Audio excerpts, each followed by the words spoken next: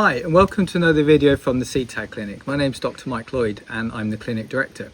So I'm back outside to do another video doing a visual description of something that people often get really confused about. And this is the topic of fusion and integration, working with conditions such as Other Specified Dissociative Disorder and Dissociative Identity Disorder, OSDD and DID. Also would work for partial DID. So this is a subject that often causes great kind of disagreement within communities because people don't really always understand the difference between integration and fusion, and it can often seem like a really scary process.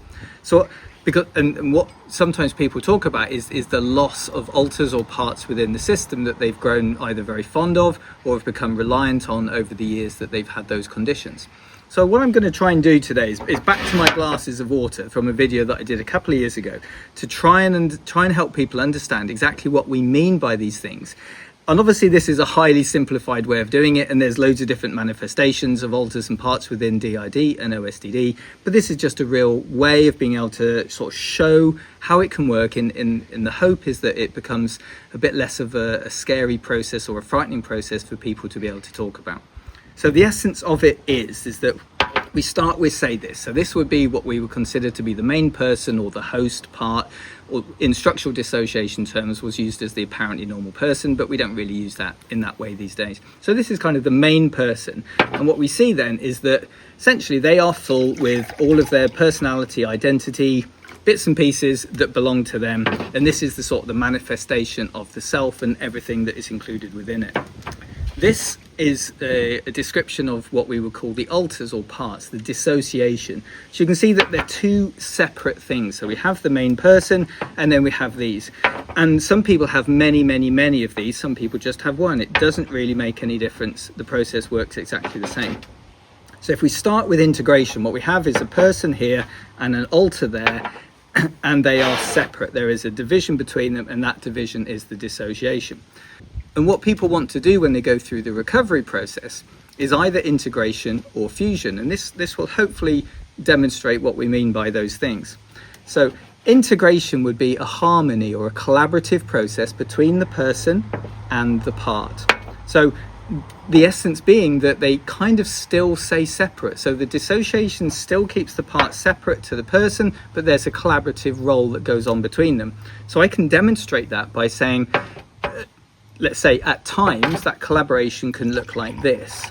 We've still got the person with all of their identity and functioning, and the part joins. So we still have these two separate person and part, and yet we have the joining or the sharing of a process for a specific task, and that would be the integration. So this can then trot off into the world and get on with things and do things, and when it comes back, we're still left with the person separate to the dissociated part. And that the goal of integration is that this is a harmonic process so that it works well, it's collaborative, it works with communication, decision making and choices, and everyone within the system is happy, but the separateness remains. And that's what a lot of people opt for. Not always at the start, but often at the end of therapy, they're reluctant to let go of this part and they want to kind of stay as it is, but they share qualities or share time as they go along.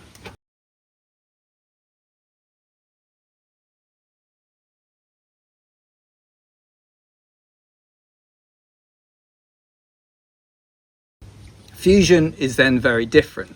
So if we look at fusion, what we have, let's top up the person with all the identity and all the stuff going on in that person, and we still have that dissociated part. And the thing that most people say that they're frightened of with fusion is the absolute loss of this, as if somehow by fusing, all that we're left with is this person, that the dissociated part is gone, that somehow the trauma processing and the healing process of therapy has negated them completely, like they're absent, they're gone, and they're just left with this kind of single person. This would sort of define me as a non-dissociative person. That's kind of what I would look like. I don't have any of these dissociated parts. But people who do have those get scared that they're going to be abandoned, rejected, or die in some way, that they won't exist anymore, and the person will just be left with this. That's not how fusion works. The simplest way, and I think you can pretty much guess exactly where this is going, this should not be a revelation to anybody. The process of fusion is that you have the person, you have the part here, and you have what's the cordial, right? This is what this is. And we start with almost a new system. So everything sort of slightly changes. It's not just that this gets added to that, because then this sort of just gets subsumed into the person that was already there. What we have is a process where the person kind of joins into like a larger sense of themselves that is welcoming, that is enabling all of these other aspects of functioning to be there in a way that they never had before. And the parts join to create ultimately kind of a new person that is made up of all of the qualities of the existing person or the host and all the dissociated parts. And that's how that should be. So you can see that the process of fusion means that nothing is actually lost. Like, these are empty and we just kind of move those away because those are just shells.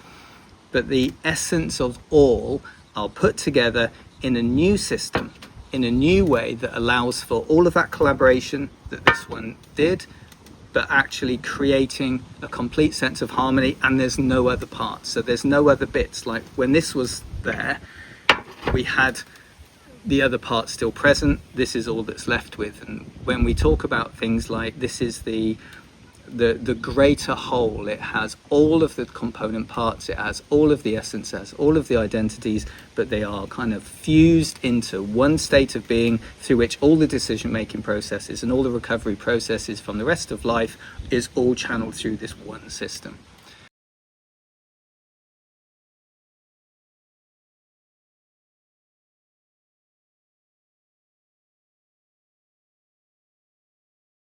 So I hope that that's a relatively clear way of doing it. It's a very simplistic model. The process is designed to help people understand that there's nothing really to be frightened of, that none of these things are done to people without their choice. Therapists do not make this stuff happen. This is done as a collaborative process between the person, the parts, and the therapist. And the goal of the recovery journey is either to have this kind of complete system working over here, where there is some parts that are shared and some parts that are separate, all working in harmony, or a new system, a fused system, which is the sort of the essence of all completely within this construct, able to go out into the world and get on with things. So I'll be really interested to hear what the comments are and the thoughts on this. Please leave those at the end of the video. As always, continue doing work on fusion and integration to help people sort of get through this process and answer any questions that I can do. And as always, please like, subscribe and share the videos. That's really helpful to us on the channel. So I'm going to head out. It's been a really bright, hot, sunny day. So I'm going to head back indoors because I am absolutely boiling here. Middle of summer over here in the UK, and for unknown reasons, it's super hot. So between now and the next video, as always, please do take great care.